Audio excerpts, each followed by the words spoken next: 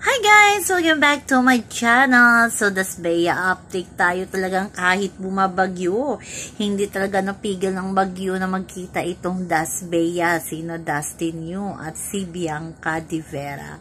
Una nga, isang fans lang nakamarites, naka-CCTV na si Dustin, nakita si Dustin naka-stripe, may binibili sa isang kainan. Yun pala, kasama niya si Bianca Di Vera. At ang third wheel, alam nyo ba kung sino? Siya pa yung unang nag-post sa Twitter.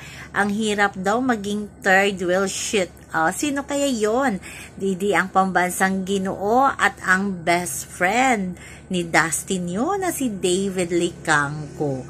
O diba, grabe, parang bumagyo din sa tweet sa ex kagabi nung makita ng mga fans, lalo na ng mga Dasbea, ang tweet ni David Licangco tungkol kay Bianca at kay Dustin na bumabagyo.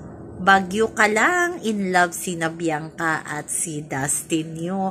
Pero siguro galing sila sa photoshoot or may projects lang dalawa, kaya yon. At may clue na din yan kasi sa IG story ng daddy ni Bianca, yung Tumblr ni Bianca at ni Dustin magkasama. Sabi nga naman kanyang mga fans, parang si Dustin andoon sa bahay ni na Bianca, nakatambay. Siguro hinihintay kasi nga baka may schedule sila sa project or sa taping, kaya gano'n nandoon si Dustin. Kahit bagyo, trabaho pa din ang Dasbea. So, after siguro ng trabaho, nakipag-dinner date sila kay David Licangco. O, diba, sa wakas, nagbanding na din ang Dasbea plus David Licangco. Sa kabilang banda, ang ganda ng photoshoot ni na Dustin at ni Bianca. Nakita nyo ba? So, balita ito sa Mega Magazine. At yan na nga, silang dalawa, may photo together. Siyempre kasama nila yung lahat ng PBB Collab Celebrity Edition housemates. So, abangan na lang natin ang lalabas sa mga photo ng mga iba pang celebrity housemates.